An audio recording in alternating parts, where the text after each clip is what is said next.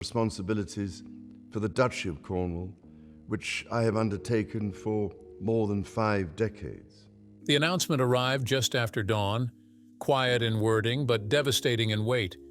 King Charles and Prince William had released an update about Princess Catherine, one the palace had hoped never to speak aloud. And within minutes, a nation understood that something irreversible had shifted. The dawn announcement. It began at 7:08 in the morning on a bitter December day when the frost lay so thick across the lawns of Kensington Palace that it looked as though winter had poured itself over London overnight. The sun had barely risen, a pale streak of light edging the horizon, thin and hesitant, as if even dawn were reluctant to intrude on the silence that hung across the royal households. Most of the city was only beginning to stir. Buses hissed along their early routes, commuters wrapped scarves tight to their faces, and a thin mist hovered over the Thames like a half-forgotten breath. Yet inside the palace, the stillness had already fractured.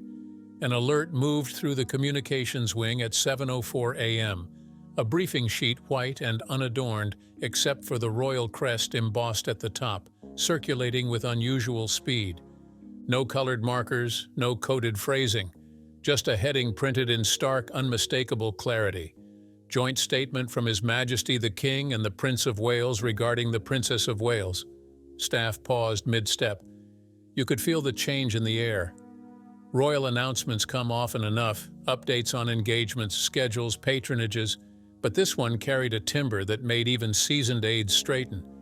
There is a particular type of gravity to palace language when something irreversible has taken place, and everyone recognized it instantly.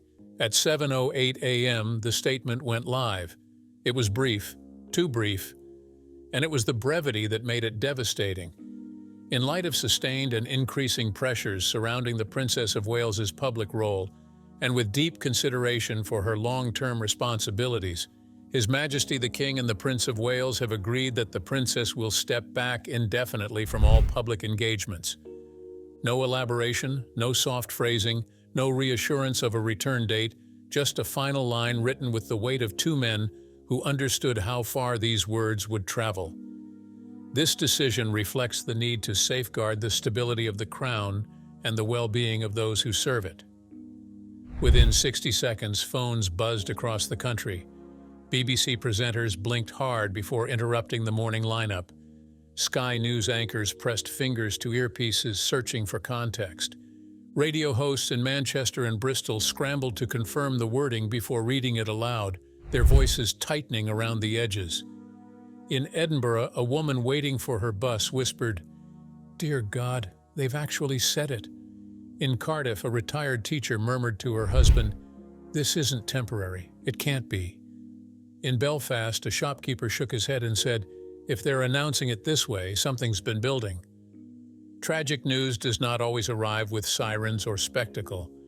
Sometimes it comes in a single paragraph delivered at dawn, carrying the kind of finality that leaves the public reaching for explanations the palace will not provide. Across the Atlantic, networks reacted even faster. On CNN, an anchor paused mid-sentence, eyes widening as the statement appeared on her screen. On CBS, a commentator exhaled audibly and said, "This is unprecedented. The Princess of Wales stepping back indefinitely, that is a seismic shift." On MSNBC, a panel fell into the kind of stunned silence that fills the space when speculation no longer feels appropriate. But no one felt the impact more profoundly than those inside the royal households themselves. At Clarence House, Charles sat in his private study, the early light casting long shadows across the carpet. He had known this day was coming. He had signed the statement himself late the night before. But knowing and feeling are different things, and as he held the printed page, he felt both the weight of the crown and the ache of a father who never wanted this moment to arrive. At Windsor, William stood by the window of his private office, watching frost crystallize along the glass.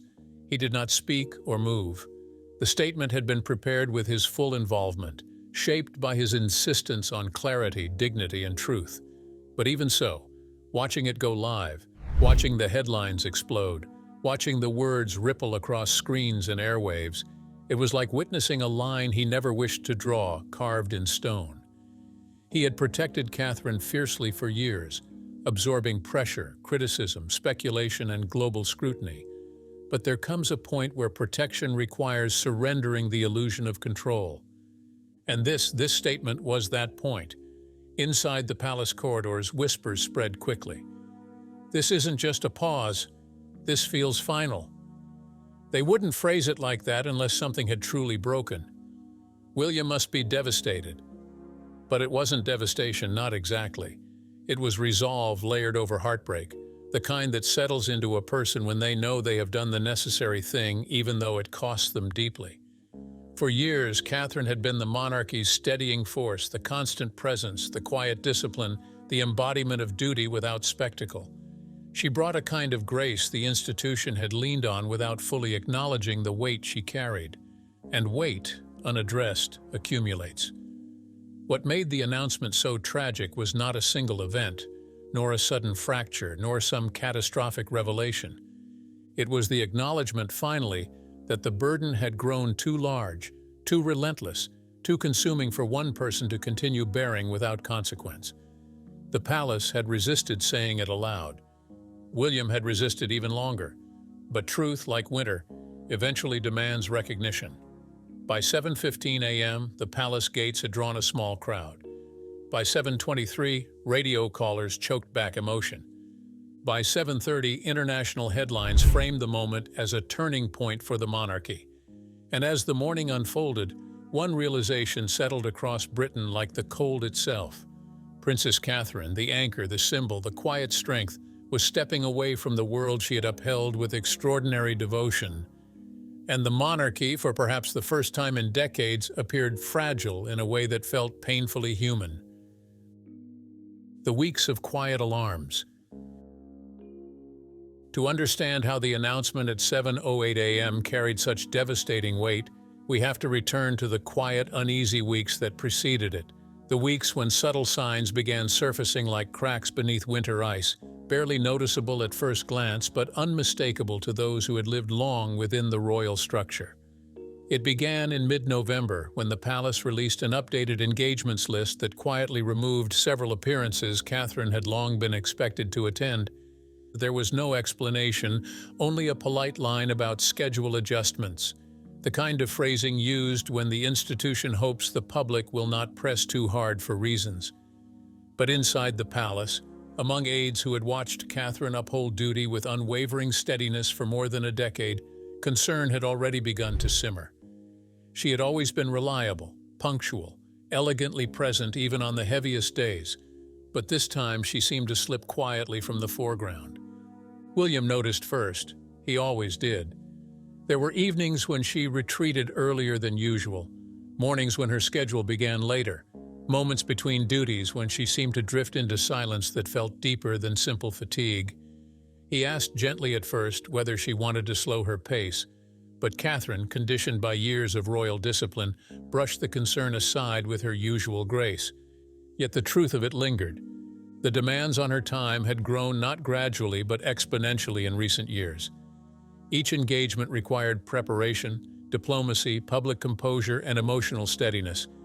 And beyond the public duties, there were the pressures the public never saw, the private briefings, the endless charitable coordination, the constant political sensitivity of her role, and the unspoken expectation that she embody an ideal of modern royalty. Pressure, once invisible, had begun carving its mark. Meanwhile, Charles's advisors monitored the situation with increasing anxiety. By late November, internal reports on Catherine's workload described it as structurally unsustainable for the long term, citing global attention cycles, the intensity of online speculation, and the palace's reliance on her visibility to stabilize public perception. One senior aide wrote a blunt note in a private folder. "We are leaning too heavily on the princess's presence. If the strain continues, the system will bend around her absence rather than her involvement." Charles read that line twice.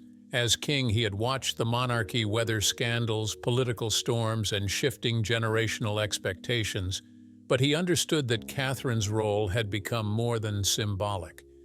She was the quiet anchor that held the institution's image together through seasons of turbulence, and the thought of losing that presence, even temporarily, made him realize how fragile their stability had become. Then came the pressure from abroad. American media outlets began increasing their coverage of royal dynamics, particularly stories involving Catherine, recycled narratives, unfounded claims, and speculative commentary that often blurred the line between fiction and fact. Digital analysts in the palace noticed a disturbing trend. Spikes in misinformation around Catherine were occurring in coordinated waves, often within hours of major royal engagements. Several aides described it as a shadow cycle, a pattern of narratives that sought to pull attention away from official royal work and back into sensational storytelling. William received the digital briefings in his secure inbox late at night, and each time he reviewed them, the tension behind his eyes tightened. The monarchy was entering a season where public patience was thinning, global media was ravenous, and any misstep, even imagined, could eclipse months of careful work. And Catherine, graceful though she had always been, was bearing the brunt of it. The palace communications team attempted to shield her, but shielding only goes so far when the public has learned to read between the lines of silence. Meanwhile, Catherine's private secretary subtly adjusted her schedule again, removing an evening engagement in Berkshire, postponing a charity event she had been personally invested in for months, and reducing her involvement in a winter initiative she had championed earlier in the year. Each adjustment came with a quiet apology from staff, but Catherine never responded with frustration. If anything, she seemed relieved in a way that unsettled those closest to her. The quiet alarms grew louder when senior royal aides began whispering about her absence from a closed-door briefing scheduled at Windsor. She rarely missed such meetings. Her seat remained empty that morning, and the silence around it filled the room with an unspoken truth. Something was slipping out of balance. William, trying to maintain composure, offered a brief explanation that she was reviewing documents remotely. But Anne, who had watched more royal cycles unravel than anyone else present, exchanged a glance with Charles that spoke volumes. The monarchy was entering a dangerous rhythm. Too much demand, too little support, too much narrative pressure, too little acknowledgement of its human cost. As November deepened, even Catherine's staff began sensing it. They noticed her pausing longer before stepping into public engagements, her smile still sincere but slightly slower to emerge, her posture still elegant but shadowed by something unspoken. They noticed her withdrawing earlier during evening household reviews, offering quiet thank yous before retreating to her private sitting room. They noticed the way William hovered near her in corridors, as though silently asking if she wished to lean on him without forcing the question aloud. And perhaps the clearest sign of all came when Catherine quietly declined a scheduled planning session for a major spring initiative. It was a meeting she had once anticipated, one she had personally helped shape, but when the reminder came, she simply said, "Not today, please," with a softness that made her private secretary pause. That sentence, small and gentle, echoed through the palace like a hidden bell. By the last week of November, the quiet alarms had become undeniable. Every aide sensed it. Every senior royal felt it. Even those who had not been told outright understood that something was unfolding beneath the surface, something that could not be solved by rearranging schedules or adjusting public narratives. And for William, watching the strain gather around the woman who had carried so much for so long, the realization grew heavier each day. The crown was demanding more than anyone should be asked to give. And Catherine, loyal, dedicated, dignified Catherine, was reaching her limit in a way neither of them could ignore any longer. The breaking point behind closed doors. The breaking point did not arrive with raised voices or dramatic declarations. It emerged in the quiet, heavy spaces between carefully chosen words, inside rooms where the air itself seemed to listen. It began on a dim afternoon in late November when the winter light over London softened into a dull, pewter haze, the kind that blurs the edges of the skyline and makes even the palace corridors feel narrower, colder. That afternoon, the senior royals gathered in the 1,844 room at Buckingham Palace, a room whose walls had witnessed generations of negotiations, crises, reconciliations, and decisions that shaped the monarchy's survival. The meeting had been requested by Charles himself after reviewing yet another round of internal reports detailing the intensifying pressures surrounding Catherine's public role. William arrived first. He stood near the tall windows, his hands lightly clasped behind his back, staring out at the courtyard where the last leaves of autumn clung stubbornly to their branches. He looked composed, as he always did, but the stillness around him felt heavier than usual, as though he were holding something in place within himself that he was afraid might break. Anne entered next, brisk and direct, her expression the same resolute calm she had worn through decades of royal storms. She took one look at William and understood instantly that this was not merely a logistical discussion. This was something deeper, more personal, something that sat at the intersection of duty and heartbreak. Camilla stepped inside moments later, her presence carrying a kind of quiet steadiness. She had learned through long years how to distinguish between routine palace tension and a true crisis. This, she sensed at once, was the latter. When Charles entered, the room shifted. He moved slowly, not from frailty, but from the weight of responsibility pressing on him from all sides. The throne, the institution, the family, the public, and now the unmistakable truth that Catherine, the woman who had upheld a staggering degree of royal expectation, was struggling beneath an invisible burden none of them had fully acknowledged. The private secretary opened the meeting with a thick folder in hand, filled with reports, analysis, and digital monitoring summaries. The first page alone made the tension in the room tighten, a graph charting the relentless surge of global scrutiny targeting Catherine over the past 6 months. It showed spikes in speculation, cycles of misinformation, and intense waves of public expectation that rose sharply after each major royal engagement she attended. "This is unsustainable," the secretary said quietly, his voice careful but firm. "The princess has become the focal point of every international narrative involving the crown, and the pressure is accelerating." William's jaw tightened, the only visible sign of the storm brewing beneath his calm exterior. Anne leaned forward and asked to see the next section. It was a detailed account of Catherine's adjusted schedule, listing postponed engagements, withdrawn appearances, and internal meetings she had quietly stepped back from.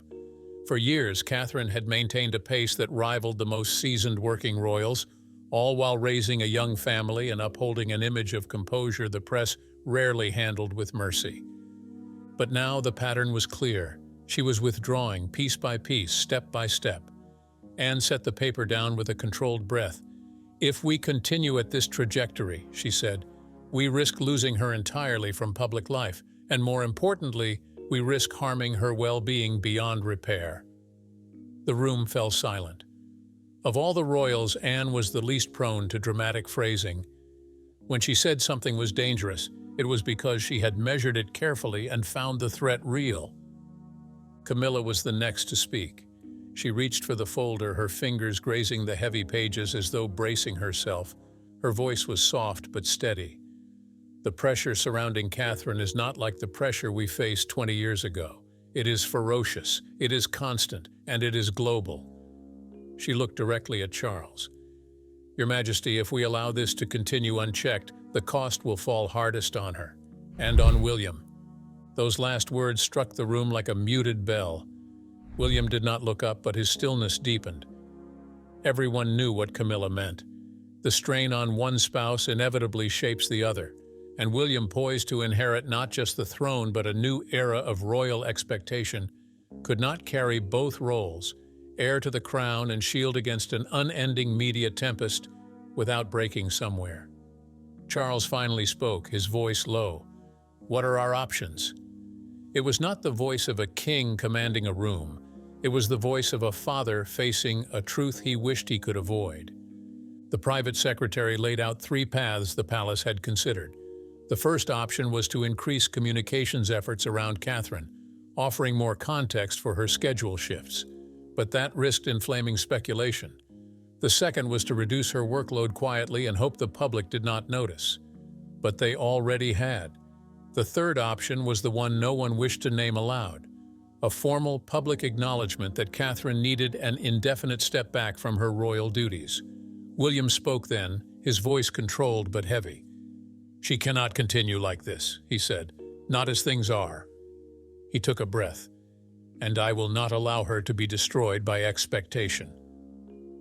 There was a gravity in those words, a mixture of love, duty, and fierce protectiveness that made everyone in the room understand the decision had already been made in William's heart. Anne nodded once, firm, supportive. "Then we must act. Now." Camilla added, "Before the public narrative spirals further out of our hands." Charles looked at the table, then at his son. The conflict within him was unmistakable. Monarch and father, duty and emotion, past and future, all pulling in different directions. "If we do this," he said quietly, "we must do it with dignity and with clarity." William met his father's gaze. "Then that is exactly what we will do." And in that moment, without ceremony or proclamation, the future of the monarchy shifted. The breaking point had arrived, not with scandal, not with disgrace, but with the realization that even the most beloved figure could no longer bear the crushing weight of expectation, and the institution for once would have to yield. The decision no one wanted to make. The decision itself did not take shape in a single moment, but accumulated slowly, layered over days that felt colder and shorter than any November the royal household could remember. It began in the quiet space between meetings, in the late-night pauses when William lingered outside Catherine's sitting room, unsure whether to knock or let her rest, in the way Charles stared longer than usual at his briefing folders, absorbing every detail while wrestling with the ache behind his eyes. The first week of December arrived with a sharp, cutting wind, and with it came the final reckoning that could no longer be postponed. The palace was preparing for a series of winter engagements, as it did every year, but the absence of Catherine's name from the lists had already begun raising questions among staff. William knew the silence could not continue, and so, on an evening heavy with frost and tension, he asked Catherine if they could speak privately. She agreed with a quiet nod, her expression soft but weary, the sort of weariness that comes not from a single exhausting week, but from the slow erosion of peace over many months.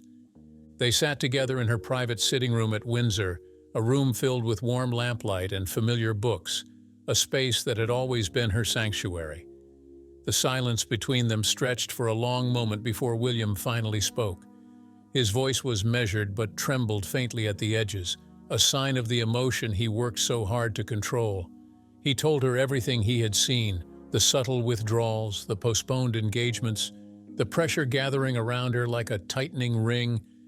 He spoke of the meeting in the 1844 room, of Anne's blunt warning, of Camilla's concern, of the internal reports describing her workload as unsustainable. He admitted his fear that the crown's expectations were consuming her in ways she no longer had the strength to absorb. And then he said the words he had not dared to say aloud before, "You do not have to keep carrying this." Catherine listened quietly, her hands gently folded in her lap, her eyes fixed not on William but on the middle distance, as though she were trying to assemble her thoughts into a truth she could finally voice. When she spoke, her voice was almost a whisper. She told him she loved her work, loved the people she met, loved the purpose she felt when representing the country. But she also told him slowly, painfully, that she no longer recognized the balance between duty and self. She described the increasing weight of public expectation, the unending cycles of speculation, the scrutiny that carved itself into every aspect of her life. She admitted that the pressure had begun invading her quiet moments, the spaces she once relied on to replenish her strength. "It doesn't stop anymore," she said softly, her voice breaking just slightly. "Even when I'm home, even when I'm quiet, it follows me." William reached for her hand and she let him take it, their fingers intertwining in the way they had done countless times before, though this time the gesture felt heavier, almost fragile. He told her that her well-being mattered more than any royal duty, more than any expectation the public could impose, more than any tradition the palace might cling to. He told her he would stand with her in whatever decision she made. It was then, in the warmth of that dimly lit room, that Catherine finally allowed herself to say the words she had been unable to speak. She told him she needed to step back, not temporarily, not quietly, but fully and indefinitely. She said it not with guilt nor with apology, but with the quiet courage of someone who had reached her limit and understood that their life could not move forward without acknowledging that truth. William held her hand and nodded, though his eyes grew glassy with emotion. The decision was heartbreaking, but it was also necessary, and within it, there was a kind of relief, a recognition that they could no longer pretend the burden was sustainable simply because the world expected it to be.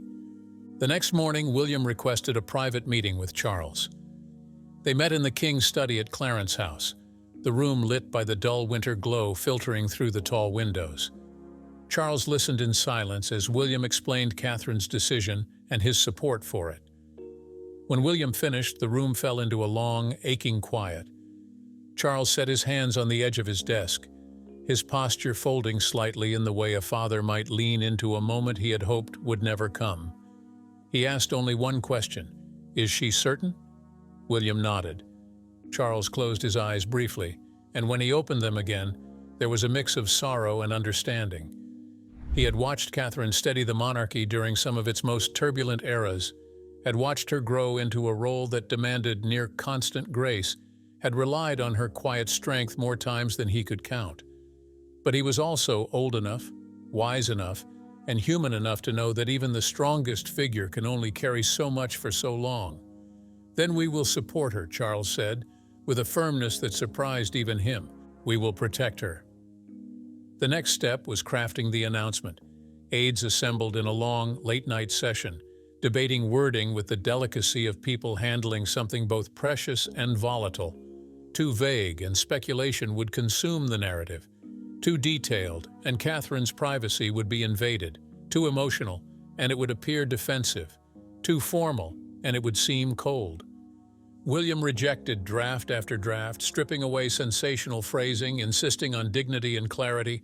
Charles added a line about responsibility. Anne insisted on a phrase that highlighted Catherine's years of service. Camilla urged them to prioritize tone over explanation. By the end of the night, the final version was written, brief, solemn, and grounded in truth. It was not the announcement anyone wanted to make, but it was the announcement the moment required. And when the last edits were approved and the final signatures added, William looked at the printed page with a mixture of exhaustion and resolve. A line had been drawn, not in anger, not in scandal, but in love, protection, and the understanding that the monarchy could not continue demanding more from Catherine than any human being should ever be expected to give. The world reacts. The hours after the 7:08 a.m. announcement unfolded with a kind of frozen hush, as if the entire country were holding its breath without realizing it. Newsrooms jolted out of routine and into urgency, presenters scrambling to digest the single paragraph that had landed with the weight of a national reckoning. On London streets, commuters stopped mid-step as screens flickered with the breaking headline. A woman on the Victoria line murmured, "This can't be real," while an older man outside Charing Cross whispered, "If they phrased it like that, something serious is behind it." Across the UK, radio lines flooded instantly. Some callers spoke with disbelief, others with sorrow, all of them sensing that the statement's stark wording signaled an irreversible shift. Commentators on the BBC analyzed the phrasing with clinical precision, noting that the palace had offered no suggestion of return, no comforting timeline, only the unmistakable permanence of the word indefinitely. International reaction was just as swift. In New York, despite the early hour, networks broke into scheduled programming. CNN flashed the headline within minutes, while CBS reporters called the message the most consequential royal announcement in years. American audiences, long invested in Catherine's journey, reacted with a rush of empathy, though their understanding was clouded by the palace's deliberate restraint. Meanwhile, speculation ignited across social platforms, multiplying into theories the palace had no intention of addressing. Diplomats abroad began requesting guidance from the Foreign Office. concerned about how this sudden shift in royal representation would affect upcoming international engagements. The response they were given was concise and unwavering. The matter was personal, final, and not open for elaboration. Inside the royal households, the emotional impact played out quietly. Princess Anne carried out her engagement in Somerset with her usual firmness, though those who saw her said she walked with heightened resolve, as if reinforcing stability through sheer presence. Camilla spent most of the day in private, processing the gravity of the change and the emotional cost it would have on Charles. She had urged support for Catherine, yet the reality of her absence still pressed heavily on her. For Charles, the announcement weighed more deeply than expected. He fulfilled his duties, yet those around him sensed the ache beneath his composure. He understood Catherine's importance not only to the public image of the crown, but to the emotional rhythm of the family itself. As for William, he withdrew from public view entirely. He spoke to no reporters, issued no follow-up comments, and attended no briefings.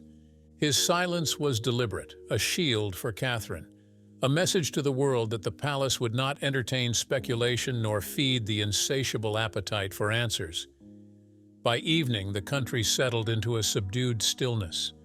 The palace lights glowed against the darkening sky, news anchors softened their tone, and families across the nation absorbed the truth that Catherine's absence would not simply leave a gap. It would alter the shape of the institution itself.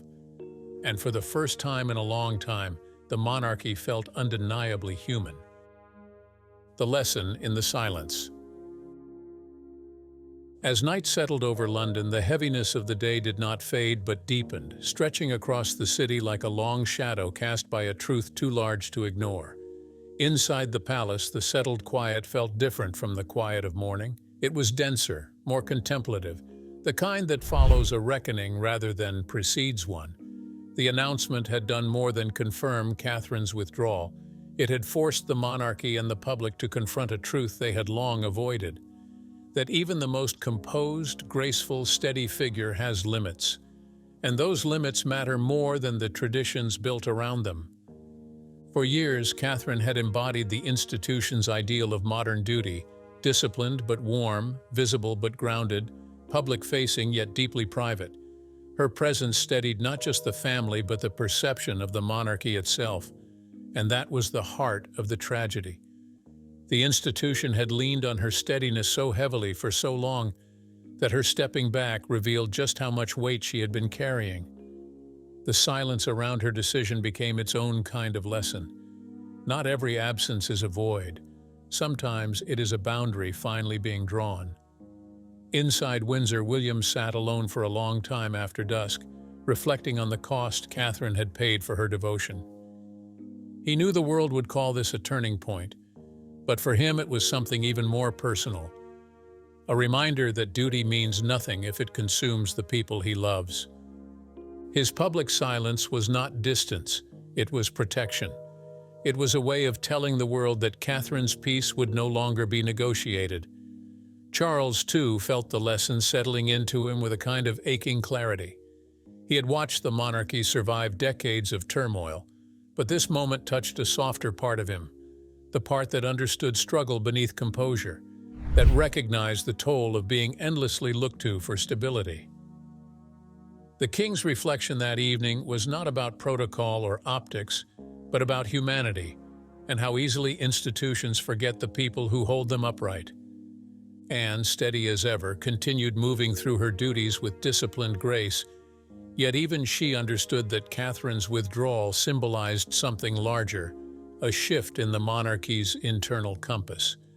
For years they had operated on the premise that endurance was the price of duty. Now they were being shown unmistakably that endurance has an edge, and Catherine had reached it. Across the country, people reflected on their own lives in the quiet after the news. Not on royalty or titles, but on the simple truth that even the strongest among us must sometimes step back to preserve who they are beneath what the world demands. And that is perhaps where the story lands with its deepest resonance. Catherine's retreat was not a defeat but a reminder, one that applies far beyond palace walls, that stability built on silence cannot last, and that caring for the people who hold our lives together is not optional. As the lights dimmed across the palaces and the country settled into stillness, one truth remained. This moment would be remembered not for spectacle, but for its humanity. And sometimes that is the kind of turning point a nation needs. In the days ahead, the palace may regain its rhythm, but this moment will linger, a reminder that even those who seem unshakable carry unseen burdens. Thank you for watching, for reflecting, and for standing with grace in uncertain times. Until the next chapter, stay thoughtful and stay kind.